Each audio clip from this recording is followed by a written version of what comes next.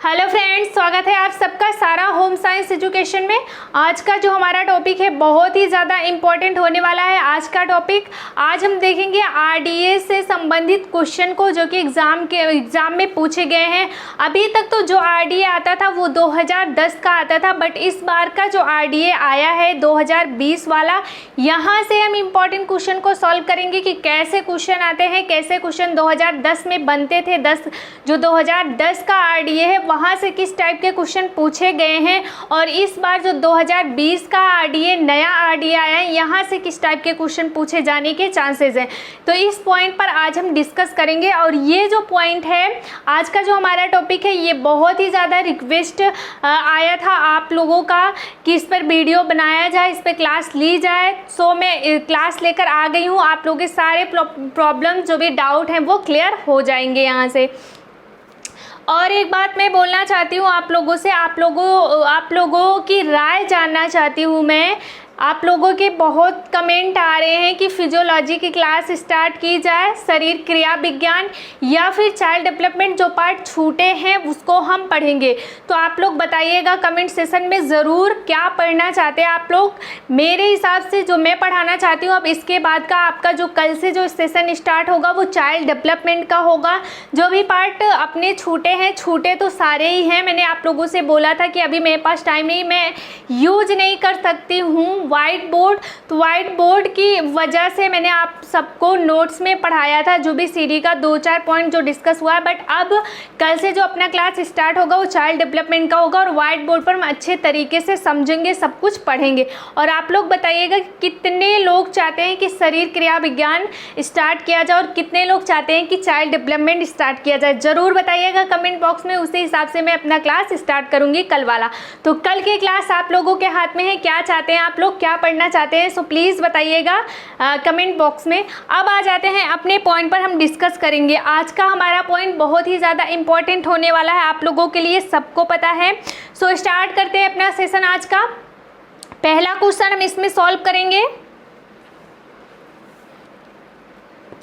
पहला जो हमारा क्वेश्चन है यहाँ पे देखेंगे, क्वेश्चन मुझे देख के लिखना पड़ेगा, फिर मैं आप लोगों को समझाऊंगी। सो इसमें आज की क्लास में थोड़ा सा टाइम लग सकता है, तो आप पेशेंस के साथ बैठिएगा, क्योंकि क्वेश्चन यहाँ पे इलेक्ट्रॉनिक बोर्ड तो है नहीं कि टाइप करवा दूँ फिर या कर दूँ तब आप लोगों को पढ़ाऊँ। तो मुझे यहाँ पे पहले क्वेश्चन को ढूंढ के मैंने लिखा है, फिर मैं यहाँ पे वाइट बोर्ड पे लिखूँगी, फिर आप लोगों को समझाऊँगी।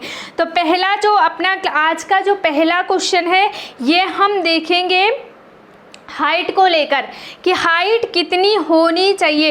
एक मैन की जो संदर्भित हाइट होती है वो कितनी होनी चाहिए। 2010 में अलग डाटा मिला था आपको, और 2020 में जो 2020 का आरडीए आया यहाँ पे अलग डाटा दिया गया है।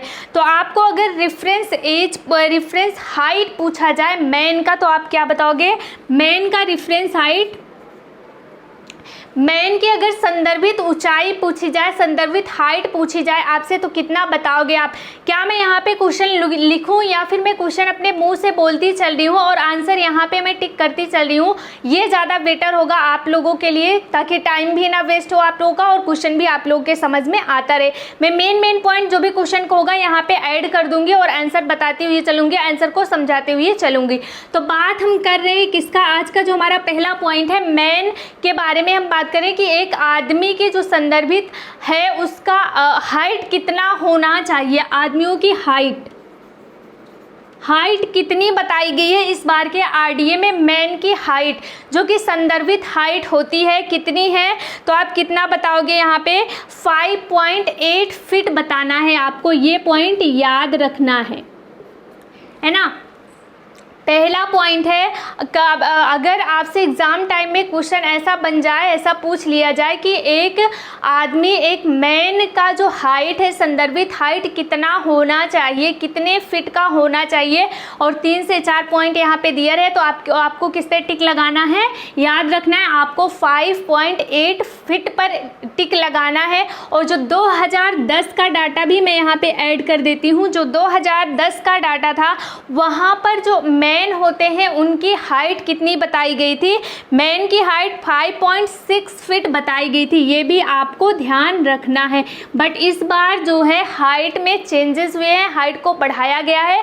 इस बार का जो 2020 का आरडीए, यहाँ पर जो आदमी की हाइट है, मैन की हाइट है, वो 5.8 फीट है। और जो 2010 का डाटा था आपका, उसमें हाइट कितनी दी गई थी? 5.6 फीट दी गई थी। ये पॉइंट यहाँ पे ध्यान रखना है आप लोगों को। और यहाँ पे हम वुमेन की बात भी कर लेते हैं। तो मेन का हो गया, वुमेन की बात करते हैं। वुमेन का अगर पूछा जाए हाइट आपसे, अगर वुमेन का हाइट पूछा जाए तो कितना बताओगे आप? वुमेन का हाइट कितना दिया गया है इस बार?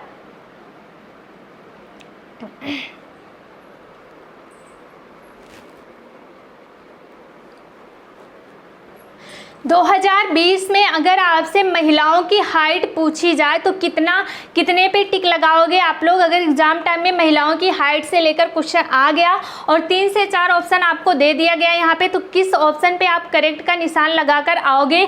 यहाँ पे जो दिया गया वो क्या है? 5.3 फीट दिया गया है। यानी कहने का ये मतलब है कि जो हाइट है ना, हाइट को बढ़ाया गया इस बार, चाहे वो मैन की हाइट हो या फिर वुमेन की हाइट हो। यहाँ पे जो पिछला डाटा आया था आपका 2010 का डाटा जो आया था, 2010 के डाटा में जो औरतों की हाइट है, जो वुमेन की हाइट है, वो कितनी दी गई थी? 5 फीट दी गई थी। बट इस बार का जो डाटा है इसमें कितना बताया गया है?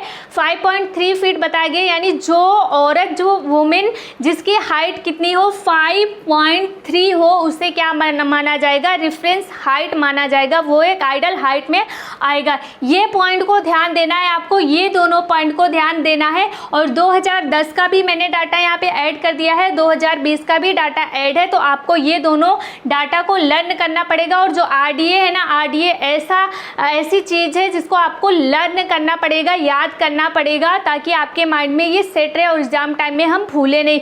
इसको रिवीजन करना पड़ेगा आपको बीच बीच में। ऐसा नहीं कि एक बार आप लर्न कर लेते हो उसके बाद 10 दिन छोड़ देते हो, ऐसा कुछ भी नहीं है।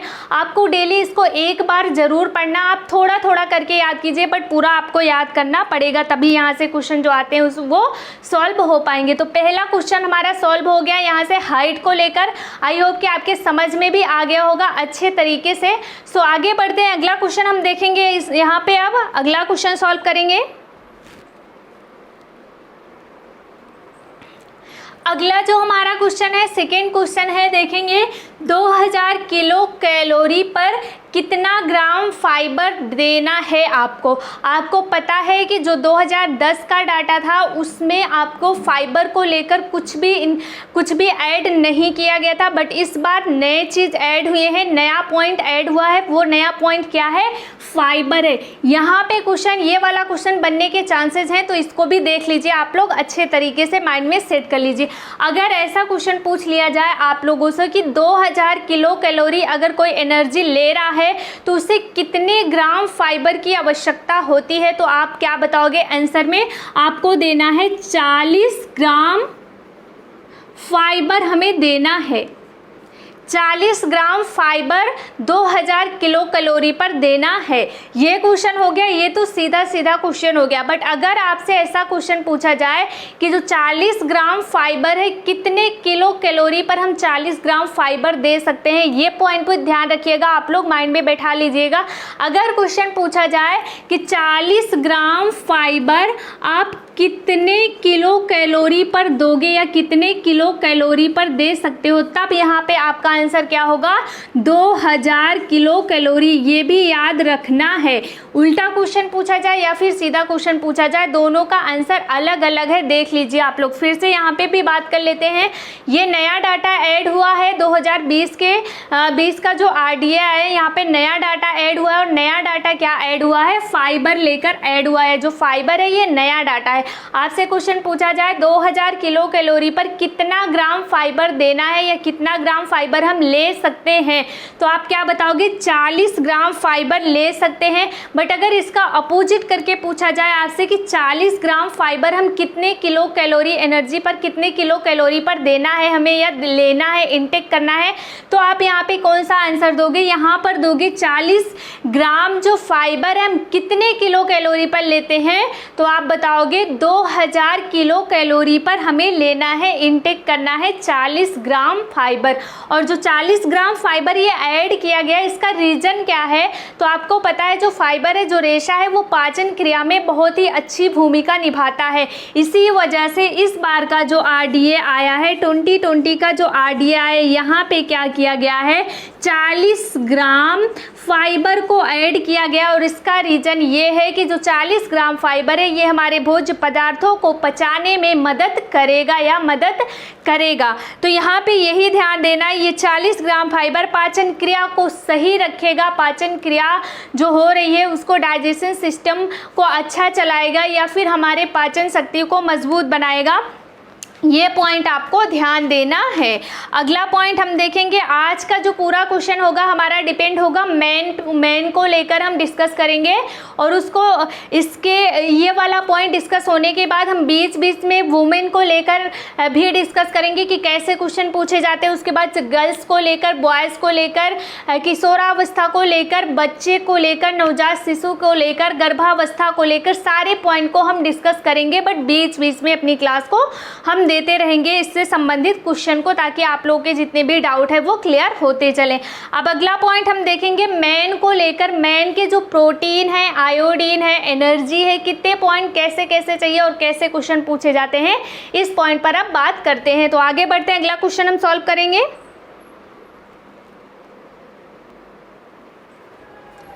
अगला क्वेश्चन हम सॉल्व करेंगे मैन को लेकर, सेडेंटिव वर्क मैन का बॉडी वेट कितना होना चाहिए? अगर ऐसा क्वेश्चन पूछ लिया जाए एग्जाम टाइम में कि जो सेडेंटिव वर्क मैन है, मतलब सेडेंटिव वर्क मीन्स क्या होता है? सामान्य कार्य करने वाले मैन का बॉडी वेट कितना होना चाहिए? तो आप क्या बताओगे कितना होना चाहिए? इस बार का डाटा अलग है और 2010 का डाटा अलग था, यहाँ पे भी बढ़ाया गया है। तो बात करते हैं अभी के डाटे को देखकर हम, सेडेंटिव वर्क मैन का बॉडी वेट कितना होना चाहिए? 65 किलोग्राम होना चाहिए। कितना होना चाहिए? 65 किलोग्राम। ये ध्यान देना है आपको, सेडेंटिव वर्क पूछा जाए, मॉडरेट वर्क पूछा जाए या फिर हैवी वर्क पूछा जाए, तीनों कार्य, सामान्य कार्य करने वाले पुरुष का जो बॉडी वेट है, वजन है, कितना होना चाहिए आपको बताना है? 65 किलोग्राम होना चाहिए। मध्यम वर्क करने वाले जो आदमी है उनका बॉडी वेट कितना होना चाहिए? 65 किलोग्राम होना चाहिए। भारी वर्क, हैवी वर्क करने वाले जो मैन है उनका बॉडी वेट कितना होना चाहिए? 65 kg होना चाहिए। ये क्या है? ये प्रेजेंट टाइम का डाटा है, 2020 का ये डाटा है। बट अगर 2010 के डाटे को हम देखते हुए चलेंगे, यहाँ पर अगर दोनों डाटा हम देखते हुए चलेंगे तो हमारे माइंड में बहुत ही अच्छे तरीके से बैठ जाएगा और हमें प्रॉब्लम नहीं होगी। जहाँ पर बढ़ाया गया है, जो जो चीज़ों को, जिन जिन चीज़ों में चेंज आया है उसको अगर हम दोनों ईयर को देखते हुए चलते हैं तो बहुत ही अच्छे से समझ में आएगा। यहाँ पे देखना है सेडेंटिव वर्क मैन का body weight, moderate work man का body weight, heavy work man का बॉडी वेट कितना होना चाहिए? तो आप क्या बताओगे? 65 kg होना चाहिए, तीनों वर्क करने वाले जो पुरुष हैं उनका बॉडी वेट। बट अगर आप देखते हो 2010 का जो डाटा आया था, जो 2010 का हम RDA पढ़ते हैं, वहाँ में उसमें कितना बॉडी वेट दिया गया था? आपको 60 kg दिया गया था। और अगर कभी भी यहाँ पे तुलना पूछ लिया जाए कि जो 2020 का डाटा आया है उसमें बॉडी वेट को कितना किलोग्राम बढ़ाया गया है, अगर ऐसा क्वेश्चन पूछा जाता है आपसे तो यहाँ पे कितना लिखना है आपको? 5 kg बढ़ाया गया है बॉडी वेट। तो ये 3 पॉइंट आप देख रहे हैं, यहाँ से आपके कितने क्वेश्चन सॉल्व हो रहे हैं। देखिए, अगर आपसे पूछा जाए सेडेंटिव वर्क, मॉडरेट वर्क या फिर हैवी वर्क, जो 2020 का डाटा है, बॉडी वेट है, वो कितना होना चाहिए? तो आपको बताना है 65 kg होना चाहिए। 2010 में कितना दिया था? 60 kg दिया था। अभी कितना किलोग्राम बढ़ाया गया है बॉडी वेट, आदमियों में या मैन में? तो आप क्या बताओगे? 5 kg बढ़ा दिया गया है। अब अगला पॉइंट डिस्कस करेंगे, अगले क्वेश्चन को देखते हैं हम। आई होप कि ये वाला क्वेश्चन भी आपके समझ में आया होगा और सारी चीजें अच्छे से समझ में आ रही होंगी, कोई भी डाउट नहीं होगा इसको लेकर। तो आगे बढ़ते हैं, अगला क्वेश्चन हम सॉल्व करेंगे।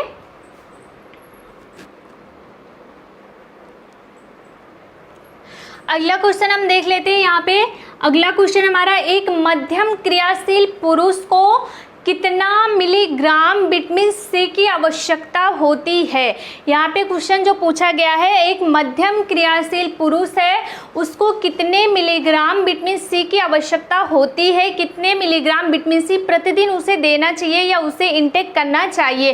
तो यहाँ पे जो क्वेश्चन पूछा गया है इसका आंसर हमें देना है। इसका आंसर क्या होगा, ऐसे ही क्वेश्चन आप लोगों से पूछा जाएगा, वहाँ पे 3 से 4 ऑप्शन दिए रहेंगे, उसमें जो करेक्ट आंसर होगा उस पर आपको टिक लगा के आ जाना है बस, और कुछ भी नहीं करना है।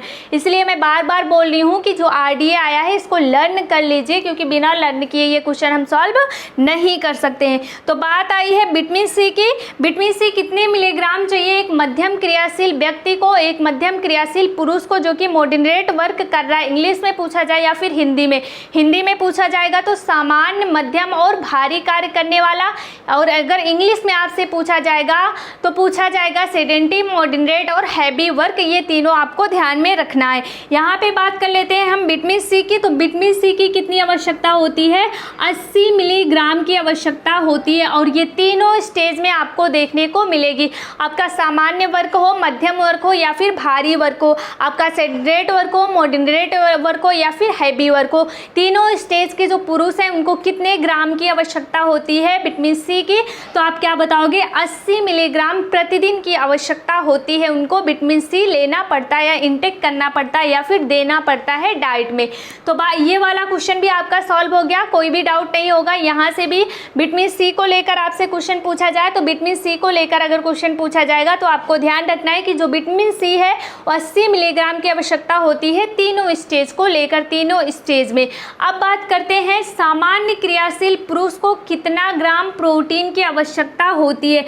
ये अगला क्वेश्चन है हमारा। एक सामान्य क्रियाशील सेडेंटरी वर्क करने वाला मैन है, उसे प्रतिदिन कितने ग्राम हमें क्या देना है, प्रोटीन देना है। तो यहाँ पे ये वाला क्वेश्चन सॉल्व करते हैं। इसका आंसर कितना होगा, इसका आंसर आ जाएगा 54 ग्राम, 54.0 ग्राम की आवश्यकता होती है प्रोटीन की। और यहाँ पे भी आपको ध्यान रखना है, एक पॉइंट ध्यान रखना है, नोट कर लेना आपको, तीनों स्टेज में क्या होगा 54.0 ग्राम के प्रोटीन की आवश्यकता होती है साधारण कार्य करने वाले पुरुष को, मध्यम कार्य करने वाले पुरुष को या फिर हैवी कार्य करने वाले पुरुष को। तीनों स्टेज के जो पुरुष हैं उनके प्रोटीन की कितनी आवश्यकता होती है। तो आप क्या बताओगे, 54 मतलब 54 ग्राम की आवश्यकता होती है, 54 ग्राम प्रोटीन की आवश्यकता होती है। अब अगला क्वेश्चन सॉल्व करेंगे। और यहाँ पे एक क्वेश्चन और बनता है, यहाँ पे ये क्वेश्चन भी पूछा जाता है। जैसे पहले जो 2010 का आरडीए था उसमें आप लोगों ने देखा था कि जितना हमारा बॉडी वेट होता है, पिछली बार का जो बॉडी वेट था, जो 2010 का बॉडी वेट था उसमें पुरुष का वो कितना था, 60 केजी था। और 60 केजी में हमें 60 ग्राम प्रोटीन की आवश्यकता पड़ती थी ना। एक किलोग्राम बॉडी वेट पर हमें 1 ग्राम प्रोटीन की आवश्यकता पड़ती थी। ये कौन सा डाटा, ये 2010 का डाटा है। बट अभी का जो डाटा है इसमें क्या हुआ है, चेंज आया है, बॉडी वेट में 5 केजी बढ़ाया गया है। और क्या देख रहे हैं आप, यहाँ पे देख रहे हैं जो 54 दिया गया है, यहाँ पे प्रोटीन को कम किया गया है। तो अगर हम कभी भी क्वेश्चन आपसे पूछ लिया जाए 2020 में जो प्रोटीन है 1 किलोग्राम बॉडी वेट पर कितने ग्राम प्रोटीन देने चाहिए या देने की आवश्यकता होती है, या हमें कितने ग्राम प्रोटीन लेना है, 1 केजी बॉडी वेट पर कितने ग्राम प्रोटीन की आवश्यकता पड़ती है। तो यहाँ पे क्या बताओगे आप, जो 2010 का आरडीए था वो तो बहुत ही आसान था, आपको बता देना था कि 1 किलोग्राम बॉडी वेट पर हमें 1 ग्राम प्रोटीन की आवश्यकता पड़ती है। बट अभी का जो डाटा आया है 2020 का जो डाटा आया है आपका, इसमें क्या किया गया है, 1 किलोग्राम बॉडी वेट पर आपको कितने ग्राम प्रोटीन की आवश्यकता हो रही है। तो यहाँ पे ध्यान देना आपको 0.83 ग्राम की आवश्यकता हो रही है। 1 केजी बॉडी वेट पर बॉडी वेट पर आपको 0.383 ग्राम प्रोटीन की आवश्यकता होती है। 1 ग्राम से भी कम प्रोटीन की आवश्यकता होती है 1 किलोग्राम बॉडी वेट पर, जो अभी प्रेजेंट टाइम का आरडीए है उसके हिसाब से। तो अब हम प्रेजेंट टाइम का ही आरडीए पढ़ेंगे। 2010 से तो हमें कुछ लेना देना नहीं है, बट इसको समझने के लिए ज़रूर ध्यान देना है। अब जो आरडीए आएगा, क्वेश्चन पूछे जाएंगे, वो 2020 का आरडीए आएगा, तो 2020 का ही आरडीए हम लर्न करेंगे। अब बात करते हैं आगे, अगला पॉइंट देखेंगे।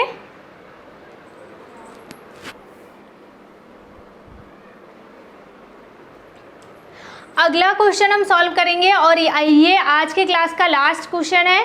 अब हम कल की क्लास में देखेंगे। कल की क्लास का मतलब कल तो हम देखेंगे सीडी की क्लास, और मैं आप लोगों से फिर एक बार बात कर लेती हूँ इस पॉइंट पर कि आप लोगों को सीडी की क्लास देखना है या फिर फिजियोलॉजी की क्लास देखना है, शरीर क्रिया विज्ञान की क्लास देखना है, तो आप कमेंट सेशन में ज़रूर बताइएगा। देखती हूँ कितने लोग सीडी की साइड आते हैं और कितने लोग शरीर क्रिया विज्ञान की साइड आते हैं, तो ये आपके ऊपर डिपेंड है। जिसमें ज़्यादा लोग कमेंट करेंगे वही क्लास में स्टार्ट करूँगी यहाँ पे।